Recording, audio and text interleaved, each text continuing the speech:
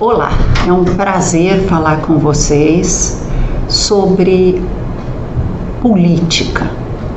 E estou falando de política não para políticos profissionais, mas para cidadãos. Vou aproveitar na minha fala, ao falar de política, dar um exemplo de uma política pública muito importante, que é a política educacional. Mas vamos lá. Por que política pode ser importante para não políticos? Por uma questão fundamental ligada a políticas públicas. Num determinado estágio do desenvolvimento da humanidade, julgou-se oportuno não apenas ter um conselho de anciãos que define os rumos daquela comunidade, mas separar uma estrutura e recursos para desenvolver tarefas pactuadas coletivamente como relevantes para aquela sociedade. A forma como isso aconteceu variou muito de sociedade para sociedade, sendo que alguns pesquisadores de ciência política, ou alguns pensadores, melhor dizendo, de ciência política, chamaram esse processo de contrato social e imaginaram, num processo quase ficcional, esse momento em que a sociedade se une e define tarefas para o Estado. O que vai nos interessar aqui é menos a narrativa e mais como e por que isso é importante. Se cada um de nós cuidasse dos seus próprios interesses, muita coisa funcionaria bem, mas é importante entender que há ações humanas ou processos que geram externalidades, para pegar um termo da economia, positivas ou negativas. E essas externalidades podem ser reguladas. Por exemplo, se eu educo crianças e adolescentes, eu tenho muito mais chances de ter uma força de trabalho educada e preparada. Eu tenho muito mais chances de ter menos violência, especialmente se a qualidade dessa educação for boa. Eu consigo construir as bases para um desenvolvimento econômico de longo prazo e, portanto, sustentável. Isso é uma externalidade positiva que é gerada para a sociedade. Se eu tenho poluição, empresas produzindo poluição, eu tenho uma externalidade negativa e cabe ao Estado regular. Então, nesse pacto que a sociedade estabelece, normalmente presente na constituição de uma sociedade, é que está definido o que vai ser prioritário para aquela sociedade e o que pode ser privado, né, e o que pode ser público. Então, em primeiro lugar, já fica claro que não é tudo que tem que ser privatizado e nem que privatizar é uma solução para evitar corrupção. É muito mais complexo que isso. O Brasil teve muita estatização em determinados períodos. Normalmente, quando o Estado se fez mais forte, no período autoritário, por exemplo, muita estatização. Também quando a gente quis construir um modelo de industrialização por substituição de importações, isso foi muito importante. Não havia capital privado disposto a investir na infraestrutura necessária à privatização. Então, isso teve um papel muito importante. Mas vamos avançar um pouco mais. Vamos olhar agora para o Brasil. O que nós pactuamos que deveria ser público na Constituição? Muita coisa. A educação, nós hoje temos 81,7% das crianças em escolas públicas. Qual é a vantagem da escola pública? por um lado, se você tiver um bom currículo e se você conseguir definir padrões de qualidade, você pode ter um espaço de convivência na diferença. E por que então não só escolas públicas? Porque diversidade de abordagens educacionais também é interessante. Dá opções aos pais para outras possibilidades de abordagem. O que não quer dizer que na pública isso também não deva acontecer. É importante entender que o Brasil é uma república federativa, o que nos coloca num modelo muito diferente, por exemplo, para pegar alguns países que nós conhecemos bem, muito diferente da França, que é uma república unitária, da Finlândia, que é uma república unitária, mas nos coloca num modelo parecido com o Canadá e os Estados Unidos. No Canadá, as províncias, né, são também têm uma certa autonomia, nos Estados Unidos, os estados. O Brasil tem uma federação diferente das outras, porque nós temos uma instância federativa, uma entidade federativa, que são os municípios, que também tem uma autonomia muito grande. E aí, para a gente entender de política e de como fazer política nos diferentes níveis, a gente vai ter que entender o papel de cada uma delas. E por que algumas coisas eventualmente não funcionam bem. A União é responsável por políticas nacionais e ela não teria um papel na prestação direta de serviços. Só que a própria Constituição abriu uma exceção no caso das universidades federais. Então, universidade, por ser considerada uma coisa mais complexa, nós optamos no modelo de federação nosso, deixar prestação de serviços a cargo da União. Nós não somos o único país que fez isso.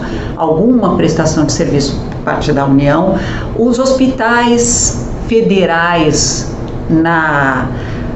no Rio de Janeiro, porque como aqui foi anteriormente capital, ficou essa herança, e também algumas instituições, inclusive de ensino em nível que deveriam ser de nível subnacional, como o Instituto dos Surdos e outras questões.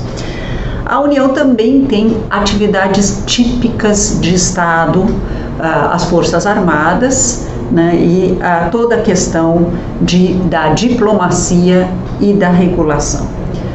Os estados, para além de também uma esfera de regulação, quer dizer, ordenamento da vida econômica, da vida em sociedade, eles dividem com os municípios prestação de serviços.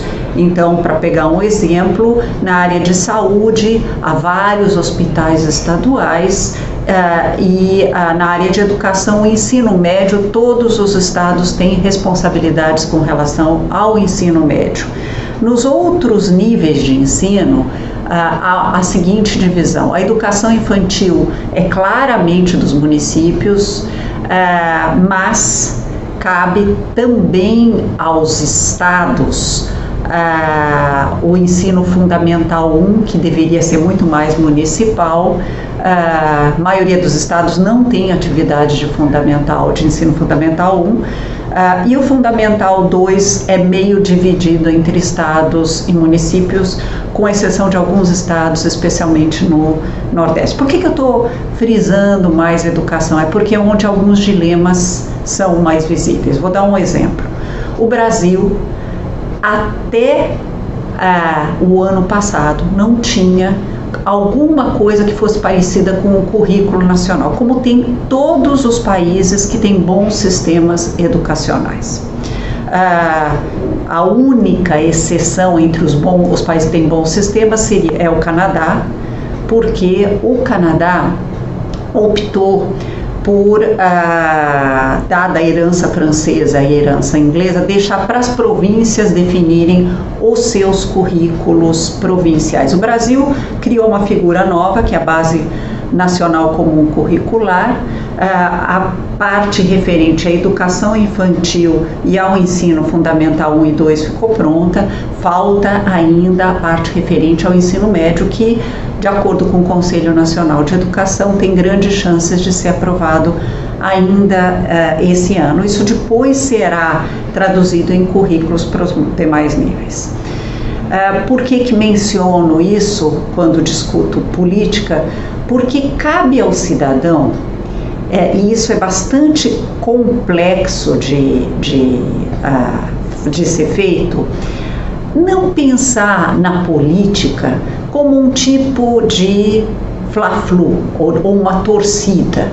A política se dá na participação cotidiana na comunidade em que a gente vive, no monitoramento das decisões importantes. Então, daí porque algumas instituições, como o voto consciente, organizações que monitoram as votações importantes são feitas, e a participação no exercício do voto e da comunicação sobre o que se percebe na política. O que o Brasil não faz hoje de uma maneira interessante, que de fato organize a ação pública? Muitos países que têm desafios grandes de desenvolvimento criaram projetos nacionais de desenvolvimento, projetos plurianuais. Nós colocamos na nossa Constituição uma figura que é o Plano Plurianual. Não substitui, na verdade é um orçamento plurianual. A gente deveria ter projetos de desenvolvimento que nos colocassem numa posição muito mais competitiva no cenário internacional e, ao mesmo tempo, sanassem alguns dos problemas centrais dos gargalos que nós temos para ter um desenvolvimento realmente inclusivo. Muitas vezes a gente fala da violência e ao falar da violência a gente pensa, puxa, precisávamos de uma política de segurança melhor.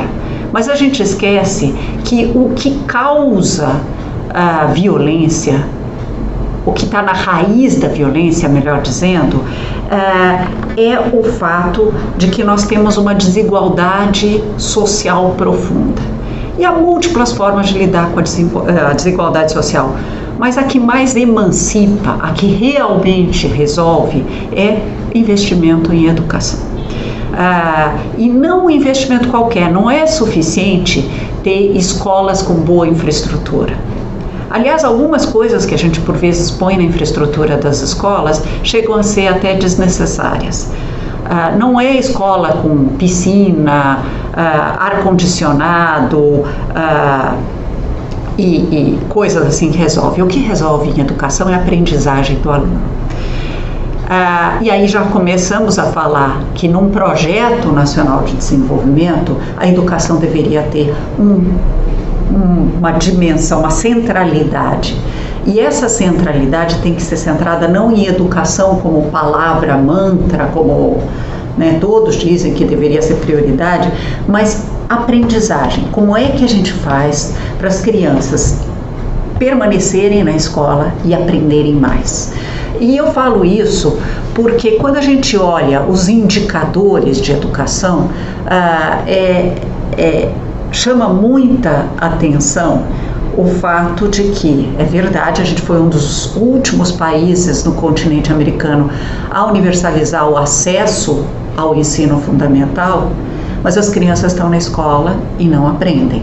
O PISA, um teste internacional de qualidade da educação, que é aplicado a cada 3 anos para jovens de 70 economias, nos coloca entre as 70 em 66º lugar em matemática para jovens de 15 anos, em 63º em ciências, em 59º em leitura. Não é para 8ª economia em termos de PIB estar nessa posição. E por que isso acontece? O que nos levou a essa situação? Certamente, a baixa atratividade da profissão de professor é um dos elementos. E isso passa sim por salário, mas não apenas por salário, pelo reconhecimento social da profissão de professor. E não é tratando o professor como coitadinho, dando folgas adicionais que a gente resolve esse processo. A gente tem que fazer o que fizeram os países que têm bons sistemas educacionais. Tornar muito mais seletivo o acesso à profissão de professor. Os profissionais que são mais reconhecidos são aqueles que tiveram muita dificuldade para se tornar aquele profissional. Então, melhorar a atratividade da carreira por meio, sim, de salário, mas também de seletividade no acesso à profissão de professor, melhorar a formação que ele recebe na universidade, torná-la muito mais profissionalizante, preparar para a profissão de professor, porque hoje os cursos de formação de professor estão muito distantes do chão da escola, do que é necessário para a profissão de professor. A gente forma médicos preparando para uma profissão, engenheiros preparando para uma profissão, mas professores a gente considera que basta dar um curso genérico sobre história da educação, sociologia da educação, filosofia da educação, que a gente forma professores. Eu estou dando o exemplo a partir da educação para mostrar como que o cidadão pode participar. Ele pode participar quando a gente pensa esse projeto nacional de desenvolvimento a partir de problemas ou gargalos que a gente quer remover. E o cidadão poderia acompanhar os descritores desse problema. Se o meu problema é de falta de moradias para as pessoas, de moradia digna para as pessoas, eu não vou acompanhar só quantas casas foram construídas, mas qual é o déficit de habitações que nós temos numa dada sociedade. Se eu vou acompanhar a educação, eu não vou acompanhar quantas escolas foram construídas e quais são os insumos que estão lá, mas o como que nós estamos avançando na aprendizagem das crianças e adolescentes, seja na Prova Brasil ou no IDEB, que são indicadores que permitem acompanhar a aprendizagem, seja no PISA ou nos outros testes internacionais de qualidade da educação que nos permitem, nos perceber dentro do cenário internacional de educação. Então, pensar que problemas estão sendo, que se quer resolver a nível estadual, municipal e federal, pode ser uma maneira da cidadania acompanhar. E para quem quer ser parlamentar, é não perder de dimensão esses problemas e os descritores desse problema. Verificar, por um lado, se o país tem bons sistemas de monitoramento dos principais problemas. No caso da educação, nós somos um país que tem boas estatísticas educacionais.